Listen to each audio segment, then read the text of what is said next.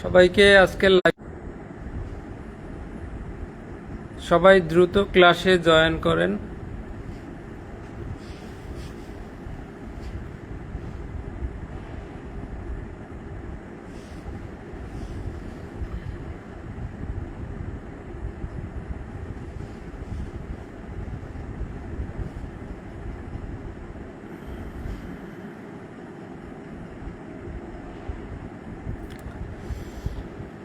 PRB police resolution of Bengal আমরা 1 থেকে 240 পর্যন্ত পড়েছিলাম।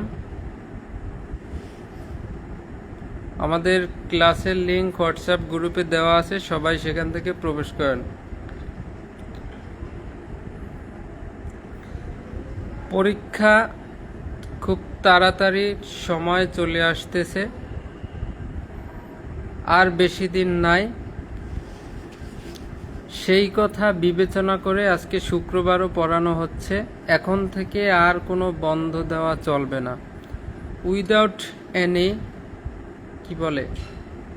মানে বিশেষ কারণ ছাড়া, উইদাউট এনি স্পেশাল রিজন আর ক্লাস বন্ধ দেওয়া যাবে না। সবাই পড়ালেখার প্রতি মনোযোগী হন। আর মাত্র কয়েকদিন পড়ালেখা বাদ দিন, আর মাত্র কয়েকদিন পড়ালেখা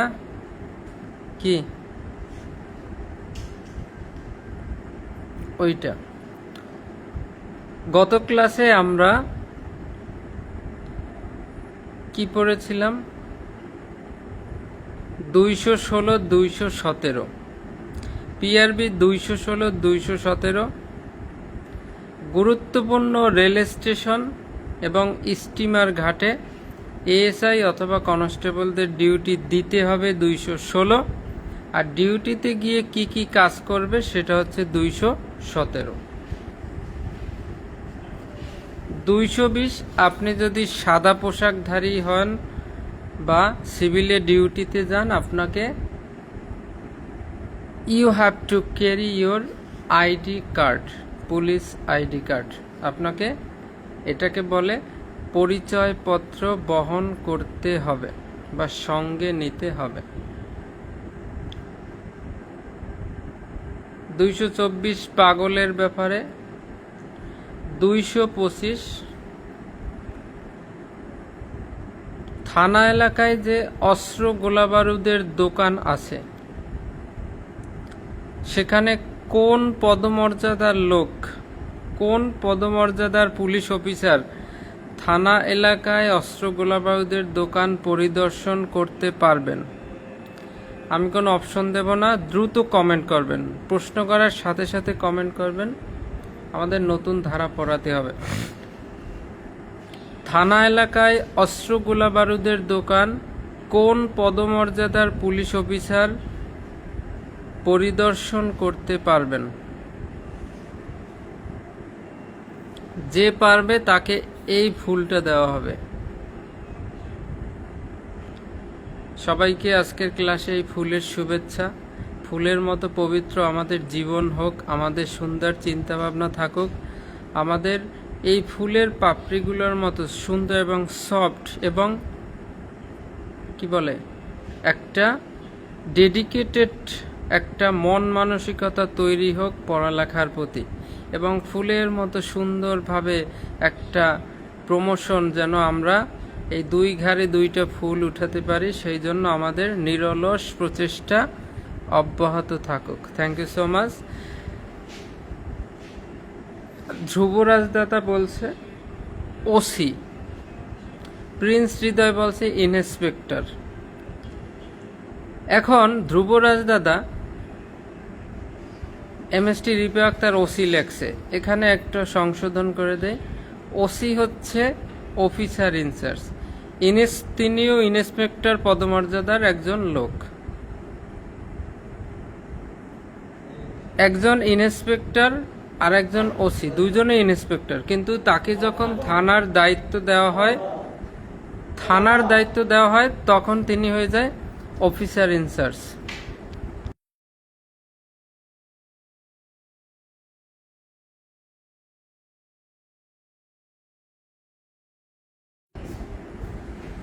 তাহলে পিআরবি 225-এ স্পষ্ট লেখা আছে ইন্সপেক্টর পদমর্যাদার, থানায় নিয়োজিত প্রত্যেক ইন্সপেক্টর, অবশ্যই এটা আপনারা অবশ্যই ইন্সপেক্টর দিবেন। অফিসার ইনচার্জ কিন্তু পিআরবিতে লেখা নাই 225-এ। So thank you so much, যারা পারছেন ধন্যবাদ। প্রত্যেকের এই ফুলটা দিলাম। আর হচ্ছে প্রত্যেকে যারা ওসি লিখছেন আপনারা ওসি লিখবেন না, ইন্সপেক্টর। তাহলে কয় মাসে একবার? প্রতি 3 মাসে অন্তত একবার পরিদর্শন করবেন। 225 আর 226 বিস্ফোরকের যে গুদাম আছে, বিস্ফোরকের গুদাম সাব ইন্সপেক্টরের নিচে নয় এমন অফিসার কি করবে, সেটা পরিদর্শন করতে পারবে, দরকার হলে তল্লাশি করতে পারবে এবং আটক করে ডিসি স্যারকে অবহিত করবে। 226। এরপরে আমাদের গুপ্তধনের ভান্ডার। আপনি থানার ওসি, আপনি যদি আপনার থানা এলাকায় গুপ্তধনের ভান্ডার আপনি পান, তাহলে আপনি কাকে অবহিত করবেন? প্রত্যেকে প্রশ্নের সাথে সাথে কমেন্ট করেন, কার মাধ্যমে কাকে অবহিত করবেন বা কার মাধ্যমে কাকে প্রতিবেদন পাঠাবেন। 228। আমাদের 237, 237, 238 ছিল। 237 থানায় প্রেরিত অস্ত্র গোলাবারুদ সম্পর্কে নির্দেশাবলী। থানার যে অস্ত্র দেওয়া হবে, থানার অস্ত্রপতি কত রান গুলি দেওয়া হবে এবং ফাঁড়ির অস্ত্রপতি কত রান গুলি দেওয়া হবে, প্রত্যেকে কমেন্ট করেন। 3 জন মাস্কেটারি কোর্স সম্পন্ন লোক থাকতে হবে থানায়। থানার অস্ত্রের হেফাজতের জন্য অফিসার ইনচার্জ দায়ী থাকবেন। সুন্দর সুন্দর বিষয়গুলো আমাদের মনে রাখতে হবে। তারপরে কি আছে, থানার অস্ত্র কাঠের যে তাকে রাখতে হবে। একজন সেন্ট্রি ডিউটি থাকবে, 2 ঘন্টা পর পর ডিউটি বদলি হবে। একজন গার্ড কমান্ডার থাকবে, 5 রাউন্ডগুলি লোড থাকতে হবে। ওসি স্যার দিনে 2 বেলা রোল কল নেবেন এবং ওই রোল কলে ডিউটি শোনাবেন। অস্ত্রগুলি প্রতিদিন তেল মার্জন করতে হবে, পরিষ্কার করতে হবে, ওসি স্যার সেটা চেক করবেন। এই যে ধ্রুবরাজ দাদা, জেলা ম্যাজিস্ট্রেট হবে না, এটা হবে জেলা collector. Prince Hridoy, thank you so much. এভাবে একটু হুশ রাখেন প্লিজ। আমি কালকে বলছিলাম কালকে। Ripa Akter, thank you so much. এই সোহাগ মিস্ত্রি, জেলা ম্যাজিস্ট্রেট, কালকে জেলা ডিসি স্যারের কয়েকটা পদ আমি ভেঙে দিলাম। আর এই গুপ্তধনের ব্যাপারটা জেলা কালেক্টর, ওই ডিসি স্যারকেই জানাতে হবে, কিন্তু আপনাকে এমসিকিউতে কিন্তু স্পেসিফিক দিবে, স্পেসিফিক। তখন কিন্তু জেলা কালেক্টর যেটা, সেটাই কিন্তু আমাদের হিট করতে হবে। হুশ রাখেন না, গতকালের ক্লাসই আপনি মনে রাখতে পারেন না যদি, তাহলে অন্যান্য অনেক আইন পড়াইলে এটা তো ভুলে যাবেন। এই জন্য সাথে সাথে যেটা পড়ানো হয় এটাকে একদম গেঁথে নেবেন মাথায়, পরবর্তীতে আর প্রেশার হবে না, এমসিকিউ ভুল করবেন না। আমরা প্রত্যেকটা বিধি বা ধারা থেকে এভাবে এমসিকিউ একদম মূল থেকে এমসিকিউ গুলোকে উঠিয়ে নেব, তাহলে আর ভুল হবে না। 238-এ কি আছে, রিভলভার। এই তো, থ্যাংক ইউ সো মাচ। থানায় 20, ফাঁড়ি 10, প্রত্যেকে এভাবে হুঁশ রাখবেন। একটি থানায় কতজন পুলিশ রিভলভার চালনায় অভিজ্ঞ থাকতে হবে, বা পিস্তল চালনায় অভিজ্ঞ কতজন পুলিশ একটি থানায় থাকা দরকার, প্রত্যেকে কমেন্ট করেন প্রশ্নের সাথে সাথে। এসআই, সাব ইন্সপেক্টর পদমর্যাদার কতজন থাকতে হবে, এটা কমেন্ট করেন। 238 আর 239, মালখানার চাবি কার কাছে থাকবে, প্রত্যেকে লিখবেন। মালখানা ইকুয়াল টু কার কাছে থাকবে তার নাম লিখবেন। হাজত ইকুয়াল টু হাজতের চাবি কার কাছে থাকবে, প্রত্যেকে কমেন্ট করবেন। আজ কমেন্ট করলে আপনার মাথায় গেঁথে যাবে। মালখানার চাবি কার কাছে থাকবে, হাজতখানার চাবি কার কাছে থাকবে,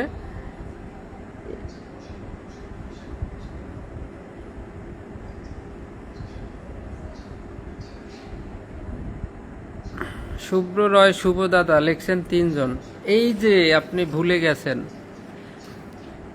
আপনি যদি বড় অস্ত্র অর্থাৎ চায়না রাইফেল এই সেই 237 পিআরবির বড় অস্ত্রের ক্ষেত্রে 3 জন অভিজ্ঞ থাকতে হবে, কিন্তু রিভলভার পিস্তল এইটার আলাদা পিআরবি 238, এটাতে কিন্তু একজন সাব ইন্সপেক্টর, অন্তত একজন সাব ইন্সপেক্টর এই রিভলভার বা পিস্তল চালনায় অভিজ্ঞ থাকতে হবে, একজন।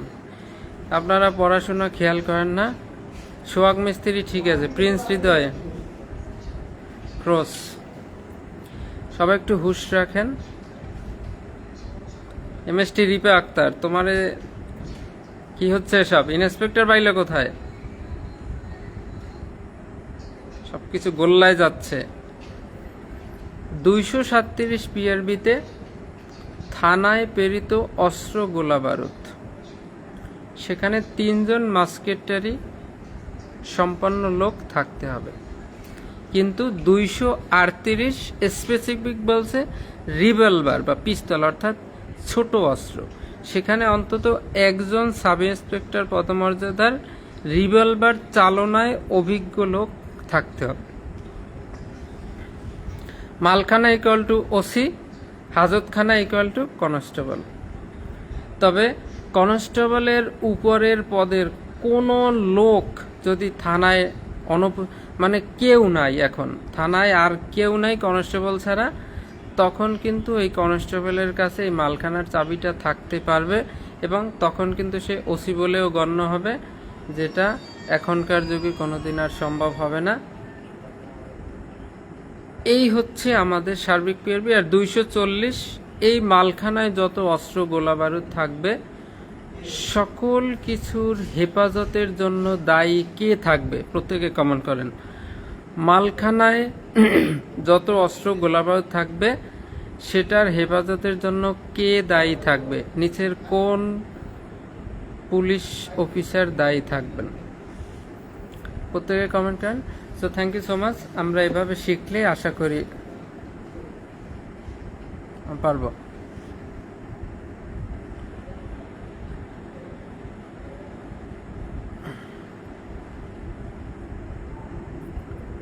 শুভ্র রয় শুভ দাদা ঠিক আছে, হ্যাঁ।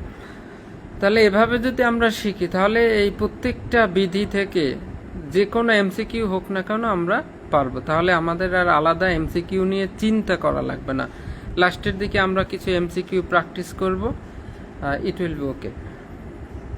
আজকে সবচেয়ে গুরুত্বপূর্ণ পিআরবি পড়ানো হবে পিআরবি 243। আমরা যে মামলাটা রুজু করি, মামলা রুজু হয় কোন অপরাধের কারণে? কোন অপরাধ সংগঠিত হলে মামলা রুজু হয় আপনারা জানেন? আমলযোগ্য নাকি আমল অযোগ্য? প্রশ্ন পাওয়ার সাথে সাথে অ্যান্সার করবেন, কমেন্ট করবেন। আমলযোগ্য অপরাধে মামলা হয় নাকি আমল অযোগ্য অপরাধে মামলা হয়? প্রত্যেকে লেখেন আমলযোগ্য ইকুয়াল টু কি হয় এবং আমল অযোগ্য ইকুয়াল টু কি হয়?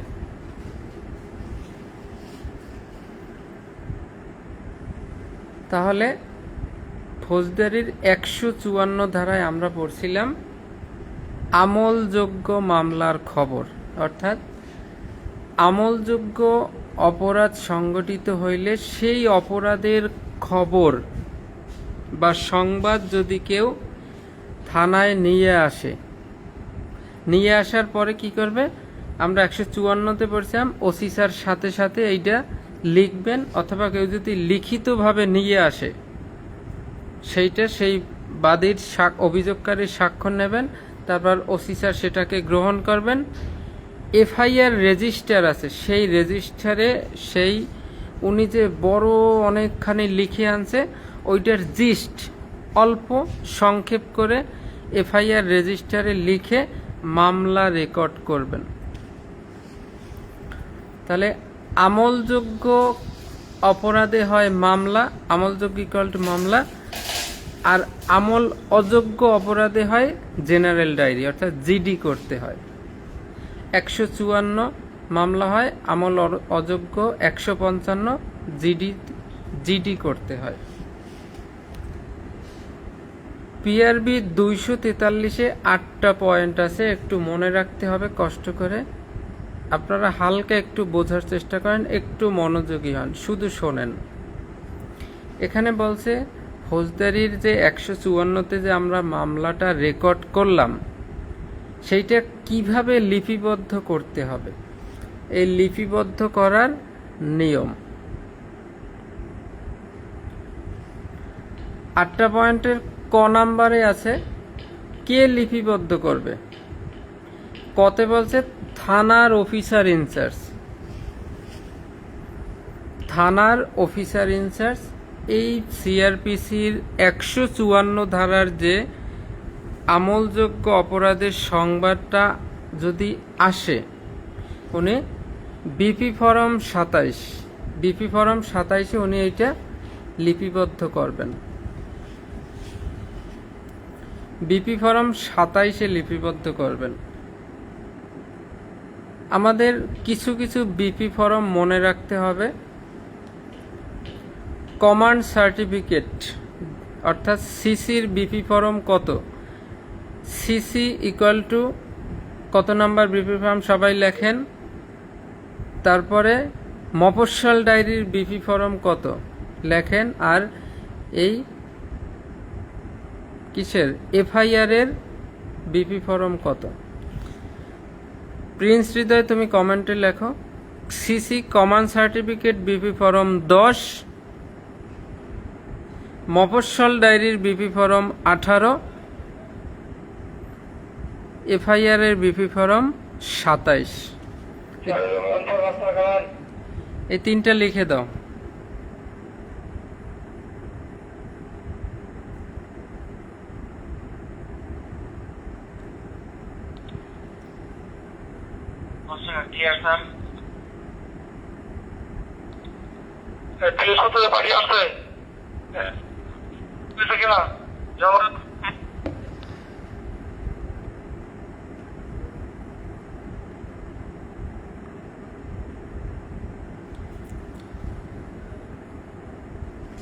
সিসি হচ্ছে বিপি ফরম 10, মফস্বল ডায়েরি 18,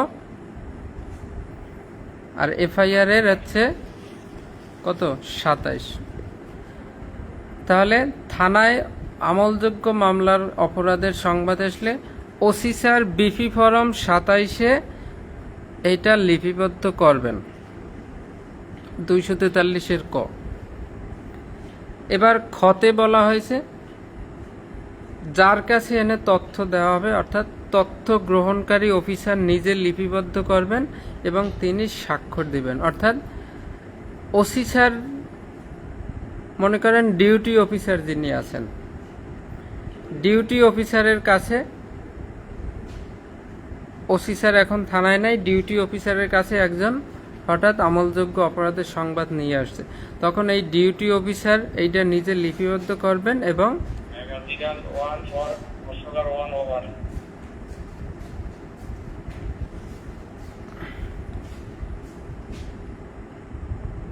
তবে যেই এই তথ্য লিখুক না কেন এটা কিন্তু ওসি স্যারের সিল স্বাক্ষর দিতে হবে।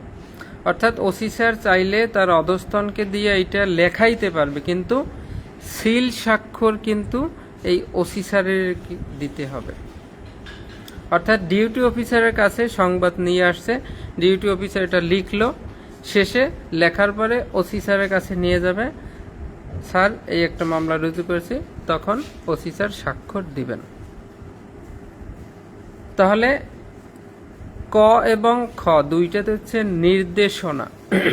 কতে বলছে ওসি স্যার নিজে বিপি ফরম 27-এ লিখতে হবে। খতে বলছে অধস্তনকে দিয়ে চাইলে লেখাইতে পারবে, তবে সিল স্বাক্ষর ওসি স্যারের দিতে হবে। এই দুইটা হচ্ছে নির্দেশনা। এইবার পূর্ণাঙ্গ মামলা রুজু হচ্ছে পিআরবি 243-এর গ, 243-এর গ মামলা রুজু। এবার বলছে যখন আমলযোগ্য অপরাধের সংবাদ থানায় আসবে তখন এইটা কি করবে, এটা গ্রহণ করতে হবে এবং এফআইআর অর্থাৎ মামলা রেকর্ড করতে হবে এবং তদন্তের ব্যবস্থা করতে হবে। এইবারে 243-এর কতে খতে ছিল নির্দেশনা কে কে করতে পারবে, এগুলা তথ্য গ্রহণ করতে পারবে, কে মামলা রুজু করতে পারবে। এইবার গতে এসে বলছে এইবার মামলা রুজু, এইবার অপরাধ সংবাদ আসছে, সাথে সাথে মামলা রুজু হবে, সাথে সাথে তদন্তের ব্যবস্থা করতে হবে। তদন্তের ব্যবস্থা মানে কি? ওসি স্যার ইন্ডোজ করে দেবে, সাব ইন্সপেক্টর অমুক তদন্তপূর্বক আইনগত ব্যবস্থা গ্রহণ করুক। সাব ইন্সপেক্টর সুব্রত কুমার তদন্ত অর্থাৎ উক্ত অভিযোগের তদন্তপূর্বক আইনগত ব্যবস্থা গ্রহণ করুন। ASI MST Ripa Akter please TNA please take necessary action, প্রয়োজনীয় আইনগত ব্যবস্থা গ্রহণ করুন। অর্থাৎ এই 243-এর গতে মামলাটা রুজু হবে, ওসি স্যার ইন্ডোজ করবে এবং তদন্তের ব্যবস্থা করবেন। তাহলে ক খতে নির্দেশনা, গতে মামলা রুজু। এবারে ঘোড়ার ঘ, ঘতে কি? ঘতে হচ্ছে ঘোড়ার ডিম। এভাবে মনে রাখবেন, ঘোড়ার ডিম অর্থাৎ গুজব, কানে শোনা খবর। কেউ একজন এসে বলতে যে স্যার আমি একজনের কাছে শুনছি অমুক জায়গায় এই ঘটছে, আর একজন গুজব নিয়ে আসছে। এই কানে শোনা খবর অথবা গুজব অর্থাৎ ঘতে ঘোড়ার ডিম, ঘতে ঘোড়ার ডিম, এই গুজবের সংবাদ যদি কেউ নিয়ে আসে তখন কিন্তু এটা লিখিত আকারে নেওয়া হবে না। আগে কি করবে? থানার পুলিশ এটাকে যাচাই করবে, সেইখানে ঘটনাস্থলে যাই আসলেই ঘটনা ঘটছে কিনা যাচাই করে, তবে কেউ সংবাদ নিয়ে আসলে আগে জিডিতে লিখে রাখবে, লিখে রেখে তারপর অনুসন্ধান করবে। অনুসন্ধানে যদি প্রমাণিত হয় যে হ্যাঁ ঘটনা ঘটছে, তখন মামলা বা এজাহার হিসেবে গ্রহণ করা হবে। তাহলে ঘতে ঘোড়ার ডিম, ঘোড়ার ডিম বা গুজব বা কানে শোনা সংবাদ নিয়ে আসলে তার অভিযোগ লিখিত আকারে নেওয়া হবে না, শুধু জিডিতে লিখে আগে অনুসন্ধান করবে, অনুসন্ধানে প্রমাণিত হলে মামলা গ্রহণ করা হবে। মাথায় বোঝার চেষ্টা করেন, 243-এ বলছে মামলা যে রেকর্ড বা মামলা গ্রহণের নিয়ম, কে করবে, কোন খবরে মামলা নিতে হবে, কোনটায় নেওয়া যাবে না। তাহলে ঘোড়ার ডিমে বা গুজবে মামলা নেওয়া যাবে না, আগে অনুসন্ধান করে প্রমাণিত হইলে তখন। এবার উম যেটা আছে ক খ গ ঘ উম, এইটাতে আছে টেলিফোনে, ওভার টেলিফোন অর্থাৎ টেলিফোনে যদি বা ইমেল করে যদি কেউ অভিযোগ জানায় দূর থেকে যে স্যার এরকম এরকম একটা ঘটনা ঘটছে, ঠিক আছে, আমার সাথে হয়েছে, আমাকে মেরে ফেলছে, টেলিফোনে যে আমাকে মাথা ফাটিয়ে ফেলছে, টেলিফোনে যদি কেউ বলে, তখন আসতে থানা অফিসার বলবে ভাই আপনি থানায় এসে আগে জিডি করেন, থানায় তাকে আসতে বলবে। এখন এই খবরের ভিত্তিতে যদি থানা পুলিশ যদি মনে করে যে আসলে একটু তদন্ত করে দেখি আসলে এই ব্যাপারটা ঘটছে কিনা, তখন তারা তদন্ত করবে, তদন্তে যদি প্রমাণিত হয় তাহলে মামলা গ্রহণ করবে। আর এই খবর যে না দেছে অর্থাৎ খবর যে দিয়েছিল তাকে হঠাৎ খুঁজে পাওয়া যাচ্ছে না, একজনের টেলিফোনে একটা আমলযোগ্য অপরাধের খবর দিয়েছে, বোঝার চেষ্টা করেন, দিল, দেওয়ার পরে তাকে থানায় আসতে বলা হইল যে ভাই আপনি মোবাইলে বললে তো এটা আসলে বিশ্বাসযোগ্য না, আপনি থানায় আসেন, তিনি আসলো না। তারপর পুলিশ ভাবলো আসলে ঘটতে হতে পারে, তাহলে পুলিশ তারপর প্রাথমিক তদন্ত শুরু করবে। শুরু করে যদি দেখে যে হ্যাঁ আসলে এই ঘটনা ঘটছে, কিন্তু যে খবরটা দিয়েছিল তাকে খুঁজে পাওয়া যাচ্ছে না, তখন পুলিশ নিজে, যদি ঘটনা প্রমাণিত হয় বা ঘটনা ঘটে থাকে বা মামলা রুজু করার মতো হয়, তখন পুলিশ নিজে কি করবে, এই মামলাটা রেকর্ড করবেন, এফআইআর রুজু করবেন পুলিশ নিজে।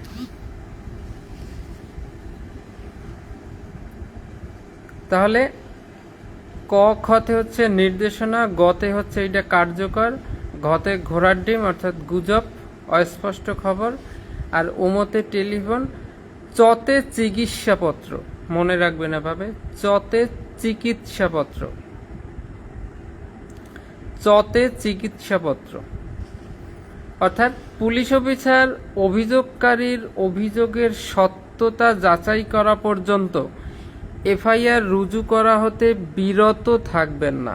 অর্থাৎ কোনো একটা লোককে আঘাত করে মাথা ফাটিয়ে দেওয়া হয়েছে, সেই লোক সেই মাথায় ব্যান্ডেজ সহকারে থানায় চলে আসছে, বা ওই যে মাথায় হাত চেপে ধরে থানায় চলে আসছে, রক্ত পড়তেছে, তখন যদি এসে বলে স্যার আমাকে মারছে, এই আমি মামলা করব, মামলা গ্রহণ করেন, তখন পুলিশ অফিসার এটা বলতে পারবে না যে আগে আপনি হাসপাতালে যাইয়া চিকিৎসার যে সনদ নিয়ে আসেন, তারপর মামলা রুজু করব, এইটা পুলিশ অফিসার বলতে পারবে না।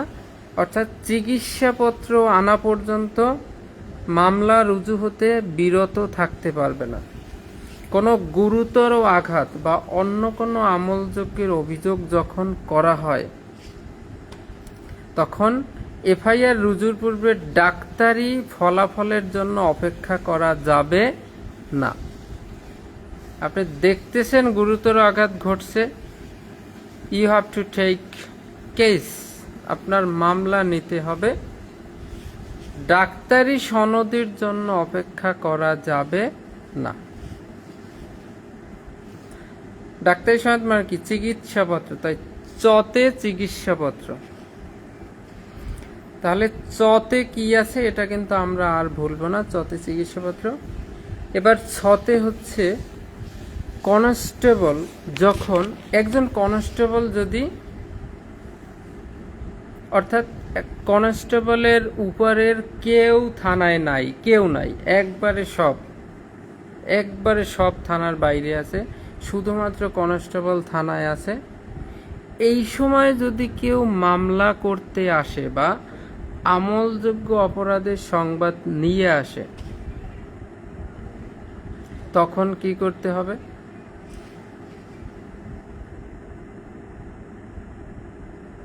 এখন কনস্টেবল সে তো মামলা রেকর্ড করতে পারবে না। মামলা রেকর্ড কে করতে পারে? প্রত্যেকের কাছে প্রশ্ন, দ্রুত আনসার করেন। মামলা রেকর্ড কে করতে পারে? এফআইআর রেকর্ড কে করতে পারে? তাহলে কনস্টেবল সে তো মামলা রেকর্ড করতে পারবে না, তবে লিখিতভাবে যদি কেউ অভিযোগ নিয়ে আসে, কনস্টেবল সেটা গ্রহণ করতে পারবে। ঠিক আছে, আমার কাছে দেন, গ্রহণ করবে, এবং ওই যে অভিযোগ করছে তাকে ওই অভিযোগে স্বাক্ষর করাই নেবেন।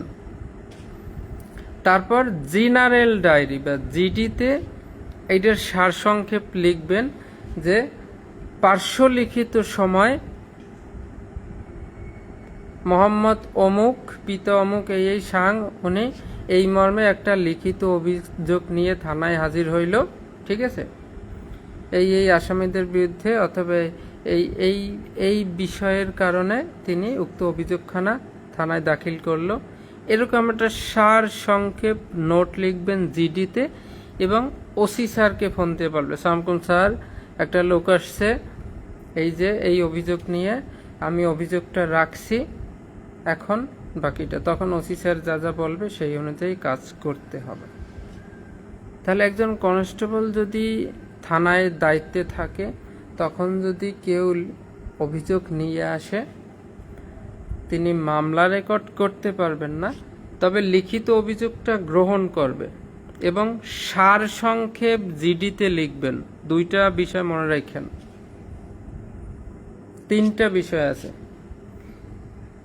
অভিযোগটা আনার পরে অভিযোগটা গ্রহণ করবেন, অভিযোগে অভিযোগকারীর স্বাক্ষর নেবেন, এই সারসংক্ষেপটা জিডিতে লিখবেন, আর এই বিষয়ে ওসি স্যারকে জানাবেন। 4টে বিষয় আসছে। এভাবে ভেঙে ভেঙে আপনার শিখতে হবে। আপনি চোখ বন্ধ করে চিন্তা করেন, আপনি এই মুহূর্তে থানায় সেন্ট্রি ডিউটিরত অবস্থায় আছেন, আর কেউ থানায় নাই, এসআই নাই, এসআই নাই, ওসি তদন্ত, ওসি স্যার কেউ নাই, শুধু আপনি আছেন থানার দায়িত্বে। একটা মহিলা আসছে, স্যার আমার স্বামী আমাকে নির্যাতন করেছে, ঠিক আছে, এই দেখেন, আমাকে রাত্রেও মারধর করেছে, জখম করেছে, আমি একটা ওই বাইরের দোকান থেকে কম্পিউটারে লিখে এই অভিযোগটা নিয়ে আসছি। এইটা এনে আপনার সামনে দাঁড়াইলো। এবার আপনি কি করবেন? Salute to the front with message, Scott salute. তখন আপনি হাতটা বাড়াবেন, আমার কাছে দেন। তাহলে এই যে আপনি এটা কি করবেন? লিখিত অভিযোগটা গ্রহণ করবেন, 1 নাম্বার। এবারে কি করবেন? আপনি তো স্বাক্ষর করেন নাই, স্বাক্ষর করেন। গ্রহণ করলেন, স্বাক্ষর করাইলেন। কি করা যায়? এরপরে আস্তে জিডিতে এই বিষয়টা লিখবেন এবং ওসি স্যারকে জানাই দেবেন। এই 4টা বিষয় খুবই ইম্পর্টেন্ট। এটা কিন্তু আপনাকে এমসিকিউ বানাই দিলে আপনি কিন্তু শুয়ে পড়ার সম্ভাবনা আছে।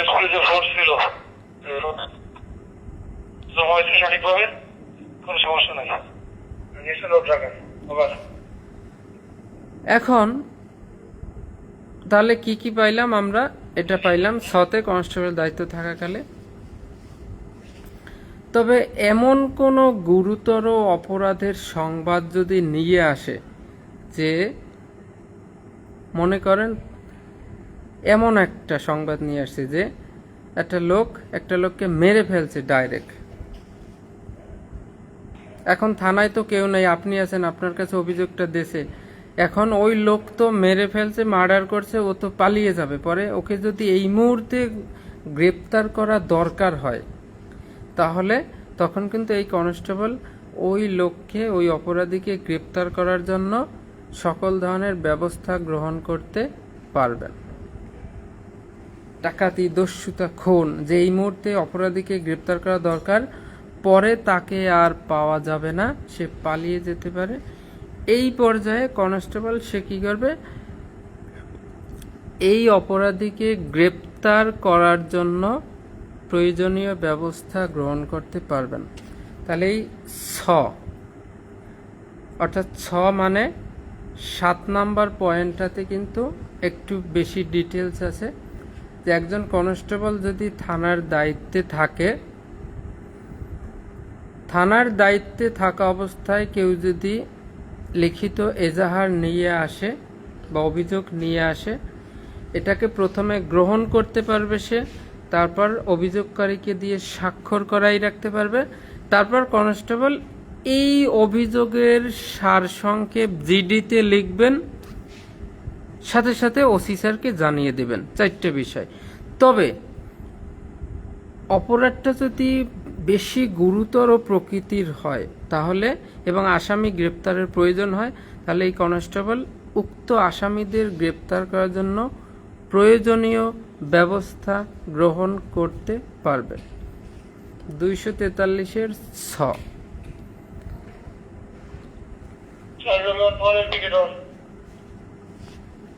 আর 243-এর বর্গীয় জ সর্বশেষ, একবার যদি এফআইআর রুজু করে ফেলেন বা মামলা রুজু করে ফেলেন, তাহলে সেটা থানা অফিসার কর্তৃক আর বাতিল করা যাবে না। চাইলেই আপনি মামলা রুজু করে ফেললেন, এফআইআর রেকর্ড করলেন, আবার একটু পরেই এটা বাদ দিয়ে দেবেন, আর সম্ভব হবে না। একবার মামলা রুজু হইলে সেটা আর থানা অফিসার কর্তৃক বাতিল করা সম্ভব হবে না বা বাতিল করা যাবে না। তাহলে 243-এর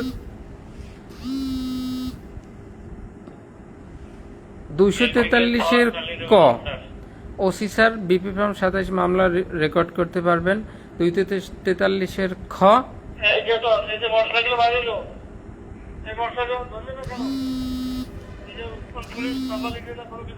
243-এর খ, ওসি স্যার না পারলে তা অধস্থানকে দিয়ে লেখাতে পারবে, তবে সিল স্বাক্ষর ওসি স্যার দিতে হবে।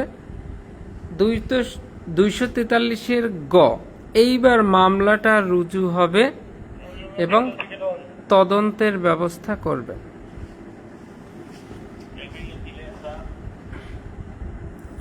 গতে ঘোড়ার ডিম অর্থাৎ গুজবের খবর পাইলে এইটা মামলা নেওয়া যাবে না, আগে প্রাথমিক তদন্ত অনুসন্ধান করে সত্যতা পাইলে মামলা নিতে হবে। উমাতে টেলিফোনে সংবাদ দিলে সংবাদদাতাকে থানা আসতে বলবে, আর যদি না আসে তাহলে প্রাথমিক অনুসন্ধান করে সত্যতা পাইলে এবং ওই সংবাদদাতাকে না পাইলে পুলিশ অফিসার নিজে সেটা এফআইআর রুজু করবেন যদি প্রয়োজন হয়।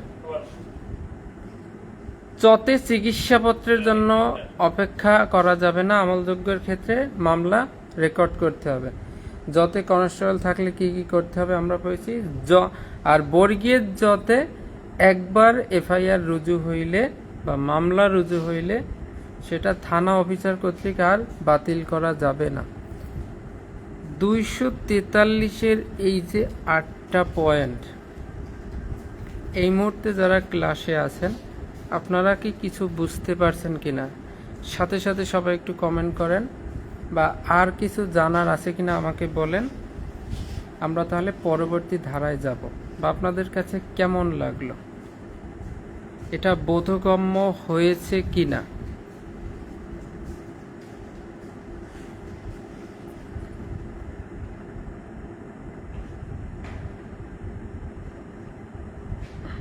তাহলে আজ থেকে আমরা জানলাম মামলা রুজু হয় ফৌজদারি 154 আর পিআরবি 243। ফৌজদারি 154, পিআরবি 243।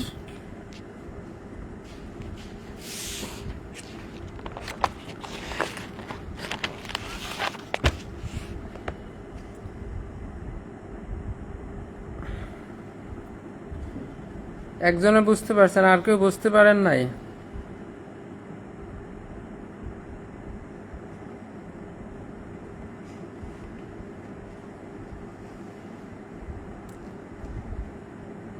এবার পিআরবি 244 কোন কোন ক্ষেত্রে অবশ্যই মামলা রুজু করতে হবে। কয়েকটি ক্ষেত্র ছাড়া অন্যান্য সকল ক্ষেত্রে মামলা রুজু করতেই হবে। 244-এর কতে বলা হয়েছে প্রত্যেকটি পুলিশ অফিসারের নিকট প্রত্যেকটি আমলযোগ্য অপরাধের সংবাদ আসলেই মাস্ট অবশ্যই মামলা রুজু করতে হবে। আমলযোগ্য অপরাধের সংবাদ আসলে আপনাকে অবশ্যই মামলা রুজু করতে হবে। আপনি থানার ওসি বা ডিউটি অফিসার, আপনি কোনোভাবেই এটা ডিনাই করতে পারবেন না। আমলযোগ্য অপরাধের সংবাদ আসলে আপনাকে মাস্ট মামলা রুজু করতে হবে। আপনার কাছে এটা সত্য মনে হয় না মিথ্যা মনে হয় বা গুরুতর নাকি সামান্য, এইসব বিষয়ের অজুহাত দিতে পারবেন না, আপনাকে মাস্ট মামলা রুজু করতে হবে।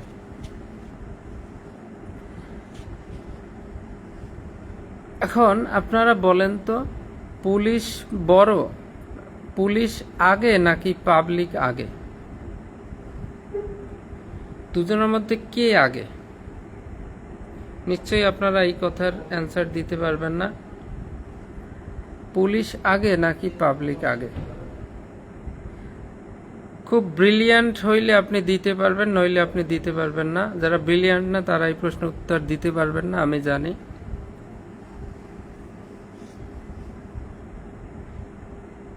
কমেন্ট করেন, পুলিশ আগে নাকি পাবলিক আগে?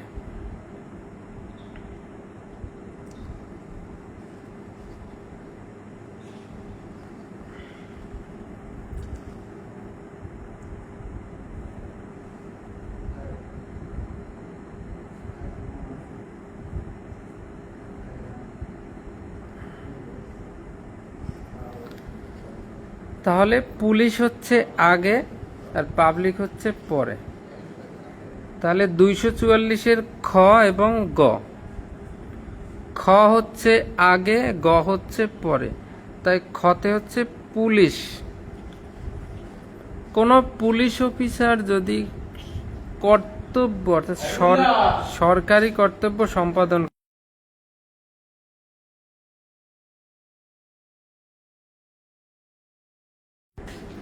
কোনো পুলিশ অফিসার যদি সরকারি কর্তব্য, এই যে এমএসটি রিপা আক্তার অ্যান্সার করছে, পাবলিক নাকি আগে? মানে তুমি একজন সরকারি কর্মচারী, তোমার স্থান উপরে।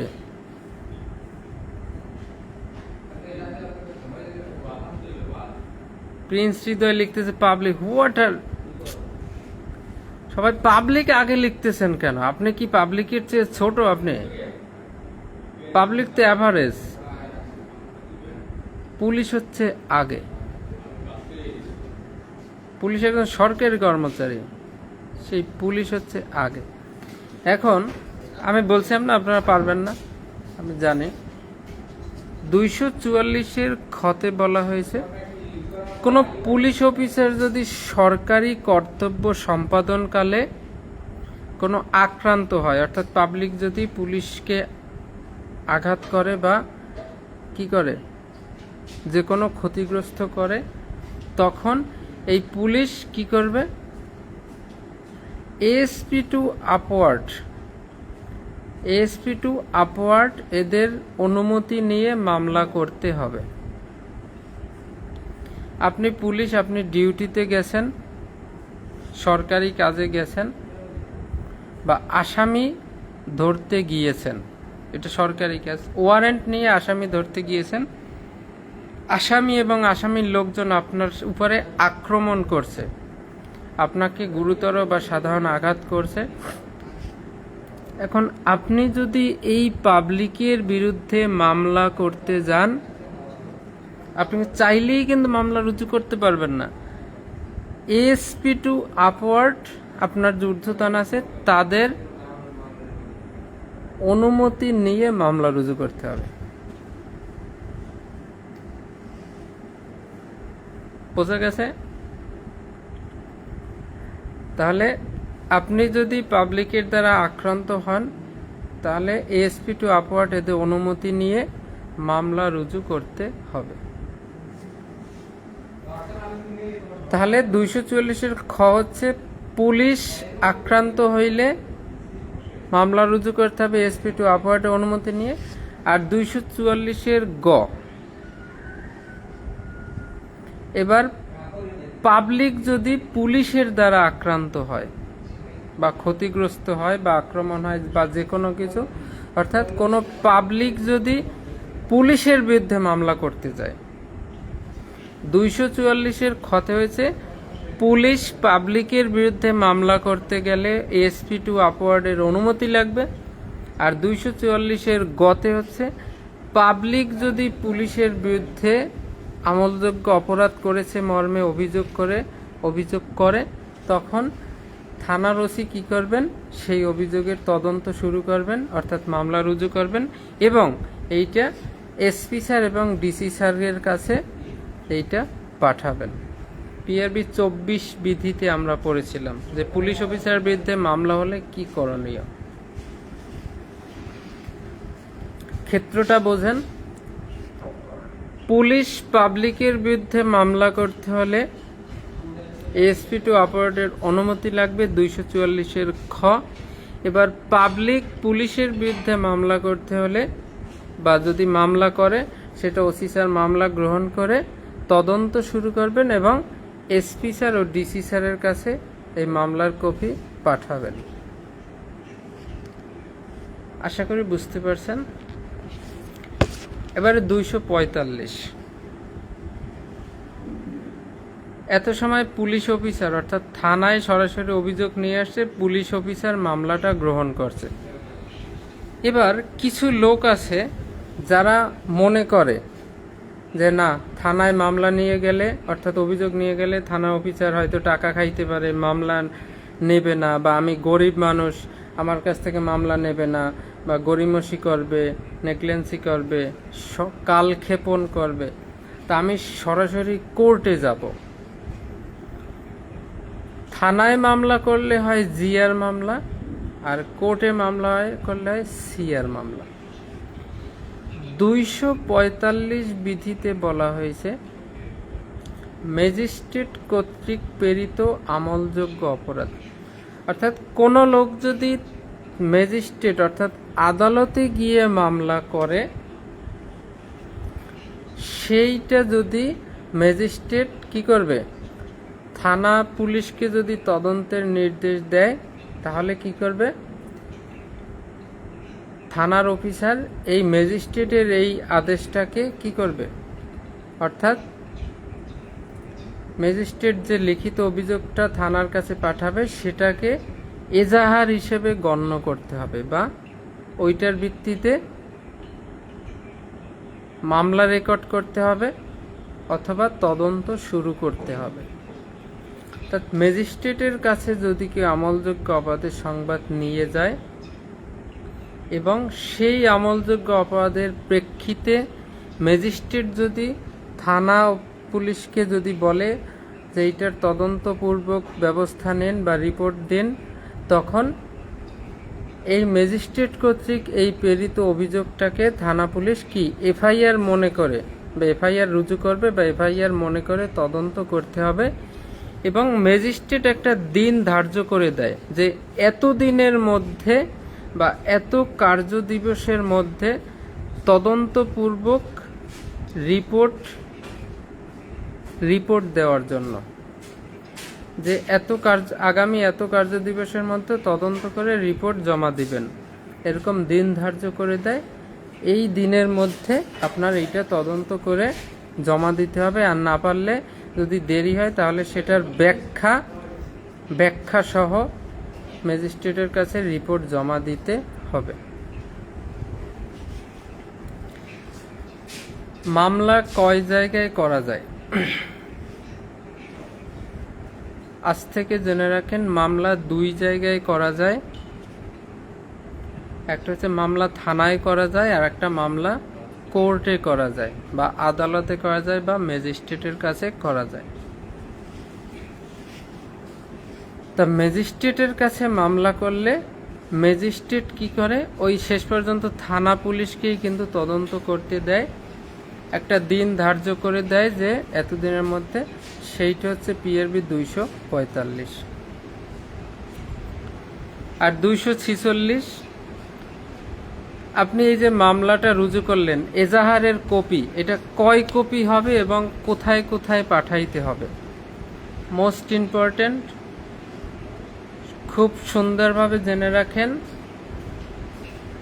এজাহার 3 কপিতে লিপিবদ্ধ হয়, কার্বন যোগে 3 কপিতে লিপিবদ্ধ হয়, 5 জায়গায় পাঠানো হয়। এফআইআর বা মামলা 3 কপিতে লিপিবদ্ধ হয়, 5 জায়গায় পাঠানো হয়। প্রিন্স হৃদয়, তুমি এটা কমেন্টে লিখে দাও। 3 কপিতে লিপিবদ্ধ হয়, 5 জায়গায় পাঠানো হয়। যা নোট করবেন লিখে রাখেন।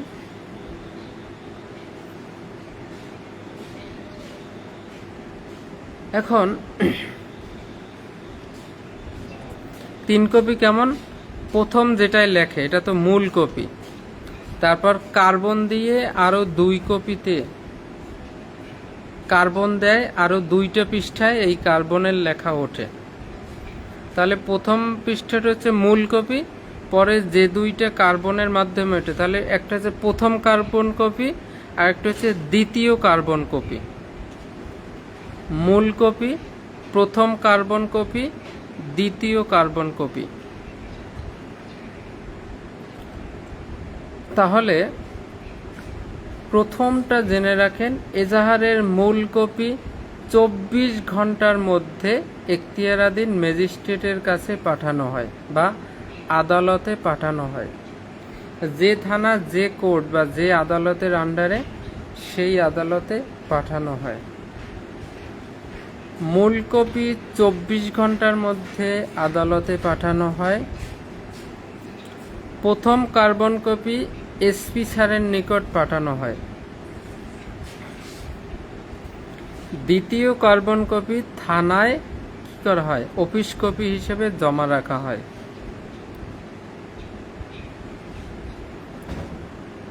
তিনটে পাইলাম। মূল কপি 24 ঘন্টার মধ্যে আদালতে প্রেরণ, প্রথম কার্বন কপি এসপি স্যারের নিকট প্রেরণ, দ্বিতীয় কার্বন কপি থানায় রক্ষণাবেক্ষণ। আর দুই জায়গায় হচ্ছে মূল কপির ফটোকপি একটা সার্কেল অফিসে প্রেরণ করা হয়, আর একটা ফটোকপি আইও বা তদন্তকারী অফিসারের নিকট দেওয়া হয়। এই 5 জায়গায় এজাহারের কপি মূলত যায়। আরও আছে যেমন বিশেষ মামলা, বিশেষ যে এসআর মামলা যেগুলো, এগুলো আবার এসবি সিআইডিতে যায়, এটা আমাদের দরকার নাই। কার্বন যোগে 3 কপিতে লেখা হয়, 5 জায়গায় দেওয়া হয় মূলত। প্রথম মূল কপি ম্যাজিস্ট্রেটের অর্থাৎ আদালতে 24 ঘন্টার মধ্যে, প্রথম কার্বন কপি এসপি স্যারের নিকট, দ্বিতীয় কার্বন কপি থানায়। মূল কপির ফটোকপি একটা যাবে সার্কেল অফিসে, আর একটা ফটোকপি আইও বা তদন্তকারী অফিসারের নিকট রাখা হবে। 246। আগামীকাল ক্লাসে এই প্রশ্ন করলে আপনারা কেউ পারবেন না, সেটা আমি জানি। তো এটা আপনারা একটু দেখেন, বাসায় বসে এটা দেখেন। আজকের ক্লাসে সর্বশেষ বিধি 248। এখতিয়ারাধীন এলাকার বাইরে যদি গুরুতর অপরাধ সংঘটিত হয়, অর্থাৎ আপনার থানা এলাকার বাইরের অর্থাৎ অন্য থানায় একটা আমলযোগ্য অপরাধ ঘটছে, সেই অপরাধের সংবাদ আপনার থানায় নিয়ে এসে বলতেছে স্যার আমরা মামলা করব। এখন আপনি কি করবেন? আপনি আছেন বরিশাল সদর থানায় ডিউটি অফিসার, বাকেরগঞ্জ থানায় একটা ঘটনা ঘটছে, সেই বাকেরগঞ্জের লোক এসে এই বরিশাল সদর থানায় বা কোতোয়ালি থানায় এসে বলতেছে স্যার আমাদের সাথে এইটা ঘটছে, আমরা মামলা করব। এখন আপনি কি করবেন? সেটা পিআরবি 248। এটা তো কমন সেন্স। আপনি কি বলবেন? প্রথমে দেখবেন, দেখে যদি মনে হয় যে এটা তো আমার থানায় আওতাভুক্ত নয়, তখন কি করবেন? এই সংবাদটা যে থানা এলাকায় ঘটছে সেই থানায় মোবাইলের মাধ্যমে জানাবেন, অথবা যিনি সংবাদটা নিয়েছে তাকে সেই থানায় প্রেরণ করবেন। তাকে বুঝাই বলবেন যে দেখেন শোনেন এটা আমাদের থানা এলাকায় নয়, অমুক থানা এলাকার মধ্যে, আপনি সেইখানের ওসি স্যারের কাছে যান, তিনি মামলা রুজু করবেন।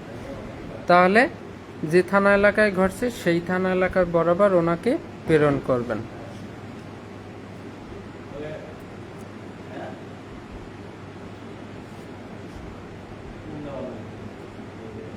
কিন্তু এটা যদি এমন গুরুতর প্রকৃতির হয় যে এখনই ওই যে বলছিলাম আসামি গ্রেপ্তার করা যদি এই মুহূর্তে দরকার হয়, তাহলে ওই আপনার থানায় নিয়ে এসে আপনিই চাইলে সেই অপরাধীকে গ্রেপ্তার করার ব্যবস্থা করতে পারবেন বা অভিযুক্তদের গ্রেপ্তার করতে পারবেন। অপরাধ গুরুতর প্রকৃতির হইলে বা আসামি পালিয়ে যাওয়ার সম্ভাবনা থাকলে। আপনার পাশের থানা এলাকার ঘটনা আপনার থানায় নিয়ে আসছে, আপনি কি করবেন? এই অভিযোগটা রাখবেন, রেখে কি করবেন? যে থানায় ঘটছে সেই থানায় দ্রুত টেলিফোন বা জরুরি ইমেইলের মাধ্যমে সেটা প্রেরণ করবেন, তারা মামলা রুজু করবে। আর যদি দেখেন গুরুতর প্রকৃতির এখনই আসামি গ্রেপ্তার করা দরকার, তখন আপনি চাইলে এই আসামি গ্রেপ্তার করতে পারবেন। 248-এর ক আর 248-এর খ, একটা অপরাধ একাধিক থানায় যদি মামলা রুজু হয়, অর্থাৎ একটা অপরাধ ঘটছে, ওই থানায় মামলা রুজু করছে, এই থানায় মামলা রুজু করছে, দুই থানায় একটা অপরাধের কারণে মামলা রুজু হয়ে গেছে, যে কোনোভাবে হোক, তখন একটা তো ফাইনাল রিপোর্ট দিতে হবে। যে কোনো এক থানার কি করতে হবে? ফাইনাল রিপোর্ট দিতে হবে। যে কি ফাইনাল রিপোর্ট কত প্রকার? প্রত্যেকে কমেন্ট করেন ফাইনাল রিপোর্ট কত প্রকার। 173 আমরা করছিলাম। ফাইনাল রিপোর্ট সত্য, ফাইনাল রিপোর্ট মিথ্যা, ফাইনাল রিপোর্ট তথ্যগত ভুল, ফাইনাল রিপোর্ট কি আইনগত ভুল, ফাইনাল রিপোর্ট আমলের অযোগ্য। তাহলে এটার একটা উল্লেখ করে একজন ফাইনাল রিপোর্ট দিতে হবে। তবে এইটা ওই জেলার এসপি স্যারের আদেশের অপেক্ষা করতে হবে, আদেশের জন্য আবেদন করতে হবে। অর্থাৎ একটা অপরাধে যদি একাধিক থানায় বা দুইটা থানায় মামলা হয়, তখন এই থানার ওসি স্যার কী করবে? এসপি স্যারের কাছে আবেদন করবে, স্যার এই দুইটা থানায় মামলা হয়ে গেছে, এখন কে ফাইনাল রিপোর্ট দিবে? বা এই ফাইনাল রিপোর্ট দেওয়ার জন্য এসপি স্যারের আদেশের জন্য আবেদন করতে হবে। তারপর এসপি স্যার যেভাবে নির্দেশনা দেবে সেই অনুযায়ী ফাইনাল রিপোর্ট দাখিল করতে হবে। আওতার বাইরে, এখতিয়ারাধীন এলাকার বাইরে যদি গুরুতর অপরাধ সংগঠিত হয় বা সেই সংবাদ আমলযোগ্য অপরাধ সংবাদ নিয়ে আসে, তাহলে এটা রেখে দ্রুত মোবাইল বা ইমেইলের মাধ্যমে সেই থানায় প্রেরণ করতে হবে। আর যদি গুরুতর প্রকৃতির হয়, তাহলে আসামি গ্রেপ্তার করার ব্যবস্থা আপনি গ্রহণ করতে পারবেন। আর একটা অপরাধে একাধিক থানায় মামলা রুজু হলে যে কোনো এক থানার ফাইনাল রিপোর্ট দিতে হবে, এবং এই ফাইনাল রিপোর্ট দেওয়ার আগে এসপি স্যারের কাছে আবেদন করতে হবে। So thank you so much. আজকে শরীরের মধ্যে একটু অস্বস্তি, ভালো লাগতেছিল না, তারপর ভাবলাম পড়াই, একটা দিন মিস হয়ে গেলে একটা দিন নষ্ট হয়ে যাবে। তো এইভাবে আজকে কিন্তু অনেক গুরুত্বপূর্ণ অনেক তথ্য বললাম।